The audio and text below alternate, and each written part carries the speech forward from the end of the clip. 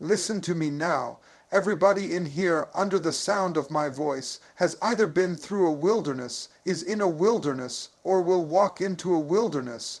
The wilderness is that dry place, that in-between place, that confusing place where it looks like God has left you, but in reality, He's preparing you. Somebody shout, preparation. The wilderness is not punishment. It's preparation. It's not abandonment. It's alignment. Don't you dare fear your wilderness season, because the very place you're crying about is the same place God is shaping your character, sharpening your faith, and stripping away what you don't need for where He's about to take you. Oh, you thought the wilderness was your grave. No, it's your classroom. You thought it was your ending. No, it's your training ground. This is not where you die. This is where you develop. So don't fear it, don't curse it, don't run from it, because this is the place where God proves that man does not live by bread alone, but by every word that proceeds out of the mouth of God. So many of us misinterpret the wilderness. We walk into a season of dryness, of loneliness, of unanswered prayers, and immediately our minds go to punishment. We start asking, Lord, what did I do wrong? Did I make you angry? Did I miss my moment? We confuse process with punishment. But what if I told you the wilderness isn't proof of God's absence? It's proof of His presence.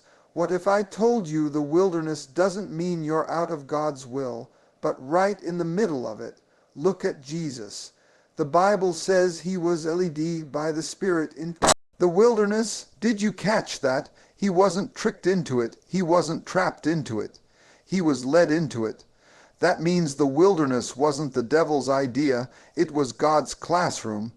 It wasn't a detour. It was divine direction. And if Jesus had to go through it, what makes us think we can avoid it? The wilderness is a place every great leader, every great prophet, every great voice must walk through. Moses had his wilderness.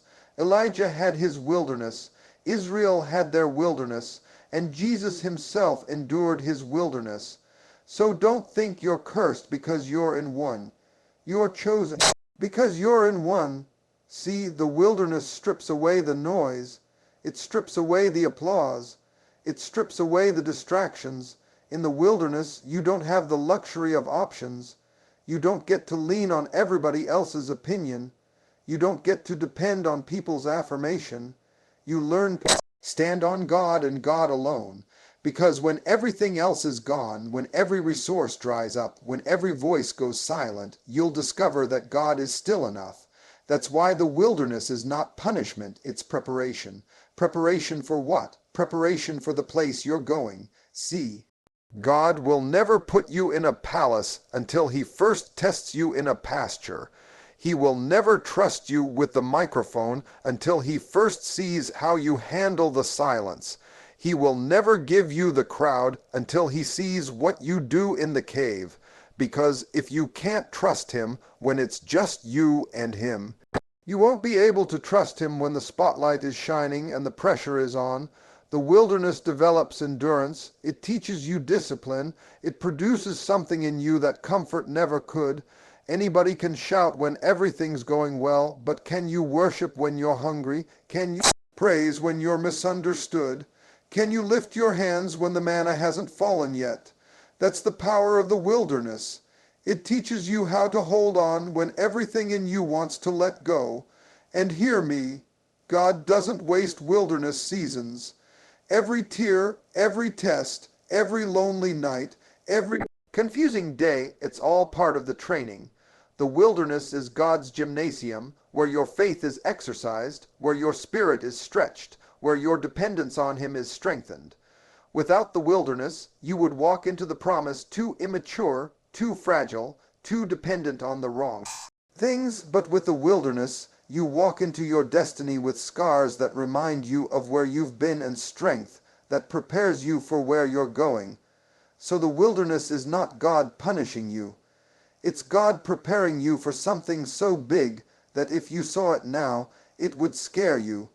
He's getting you ready. He's building you up. He's making sure that when the door opens, you'll be able to handle what's on the other side. Because the truth is, it's not hard for God to bless you. It's harder for him to prepare you to carry the blessing, and that's why he uses the wilderness. One of the hardest things for us to accept is isolation. We don't like being alone. We measure our value by who calls us, who texts us, who checks up on us. We measure our worth by the crowd around us. And when suddenly the phone stops ringing, when friends don't invite you anymore, when people start drifting away, the human side of us begins to panic. We think, what's wrong with me? Why am I being left out? Why does it feel like I'm invisible? But what if the isolation isn't rejection, but selection? What if God is pulling you away, not because he's forgotten you, but because he's ready to reveal something to you? Every revelation requires separation. Ask Abraham. God told him, get out from your country, from your family, from your father's house, to a land I will show you. The revelation wasn't going to come surrounded by comfort. The revelation wasn't going to come while leaning on familiar voices. Abraham had to walk alone to hear God clearly, and some of you are frustrated because you feel like you're walking alone, but that's the only way God can download the vision without interference. If he told you in the crowd, their noise would drown his voice. If he revealed it to you in the group, their opinions would distort what he said. So he takes you to a place where it's just you and him. Isolation doesn't feel good, but it's necessary, because in isolation you find out who God really is. When nobody else picks up, he picks up. When everybody else walks out, he walks in. When everybody else misunderstands you, he whispers truth to your soul. Sometimes God will close every door until all you've got is him, because it's in those moments that revelation becomes crystal clear. Think about Moses. He had to spend 40 years on the backside of the desert, away from Egypt, away from his people, away from everything he thought to find him. And it was in isolation on the mountain, tending sheep, that he saw a bush burning with fire that was not consumed. He didn't get that revelation in the palace. He didn't get that revelation in the crowd. He got it in the wilderness in isolation. Even Jesus, before he chose the 12 disciples, the Bible says he went up on the mountain by himself to pray. He separated himself because there are some decisions, some revelations, some levels of clarity that can only come when you are by yourself with God. And the reason some of us have been stripped of circles, stripped of cliques, stripped of connections, is because God says, I've got something to show you, but I can't show it to you while you're distracted by the noise. We don't like isolation because we confuse loneliness with aloneness. Loneliness says, I am empty without people. Aloneness says, I am filled because I am with God. When you shift your perspective, you stop seeing isolation as abandonment and start seeing it as an appointment. You realize that God is saying, this is the hour I want to speak directly to you. And in that place, he'll start to reveal things you never could have imagined. He'll reveal purpose. He'll reveal strategies. He'll reveal healing. He'll reveal directions for your next season, because some revelations are too fragile to be birthed in the crowd. They require the womb of silence, the shelter of solitude, the secret place where it's just you and him. One of the defining features of the wilderness is lack of resources, lack of comfort, lack of clarity. You step into that season and suddenly what used to come easy now seems hard. The money doesn't stretch the way it used to. The support system isn't there like it once was. The answers that once flowed now feel stuck. And your first instinct is to complain, to say, God, why am I going through this? Why don't I have what I need? But what if the lack is not there to destroy you, but to direct you? What if the lack is God's way of pulling you into a deeper dependence on him? See, as long as you have everything you want, you don't recognize how much you need him. as long as you can fix it yourself. You don't pray the way you should. As long as you can call a friend and make a way, you don't cry out to the one who is the way, but let that brook dry up. Let that resource fail. Let the thing you depended on stop working. Suddenly your prayer life takes on a new level. Suddenly you seek him like never before. Suddenly you realize if God doesn't do it, it won't be done. Israel had to learn this in the wilderness. They had no farms, no grocery stores, no fields to harvest. They couldn't depend on Egypt anymore, and they hadn't yet reached the promised land. So every day they woke up needing God to send manna from heaven. Every day they had to look to the sky for provision, and God gave them just enough for each day, not more, not less, because he was training them to depend on him daily. If he gave them a month's worth, they'd stop looking for him. If he gave them a year's worth, they'd get comfortable. But by giving them daily bread, he was teaching them to trust him daily. That's why lack is a teacher. Lack strips away the illusion that you are in control. Lack removes the pride that says, I did this by myself. Lack forces you into the posture of humility where you lift your eyes to the hills and say, my help comes from the Lord. Without lack, you wouldn't know him as Jehovah-Jireh. Without lack, you wouldn't know him as your provider.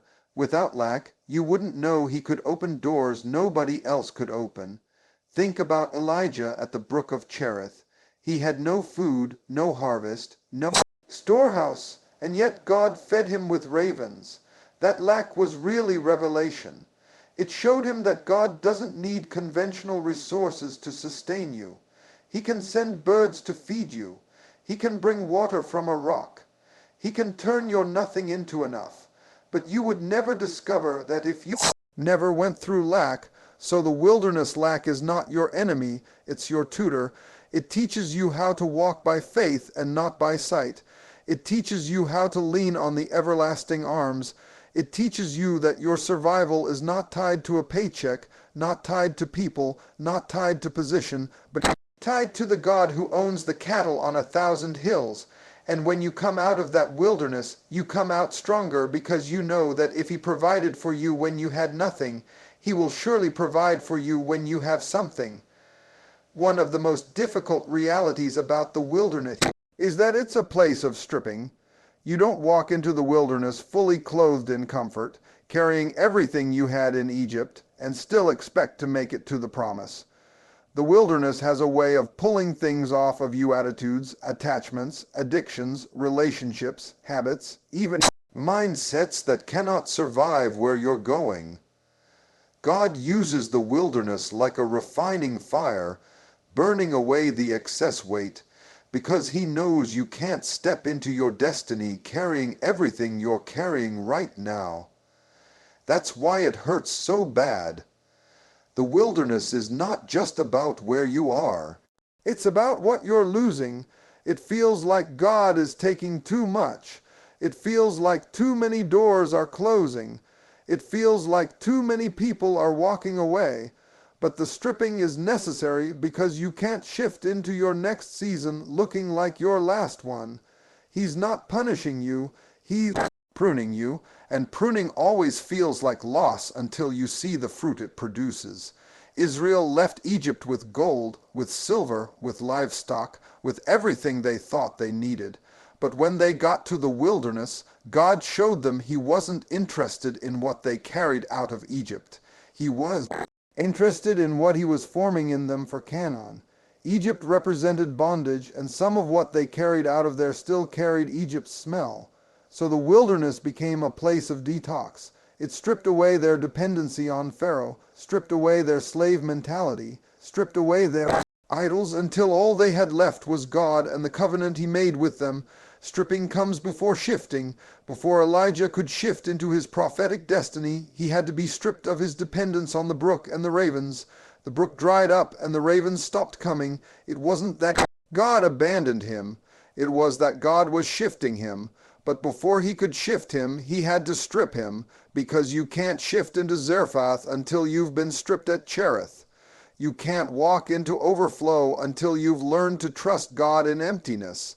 The stripping is where God removes props. He pulls away the people you leaned on too much.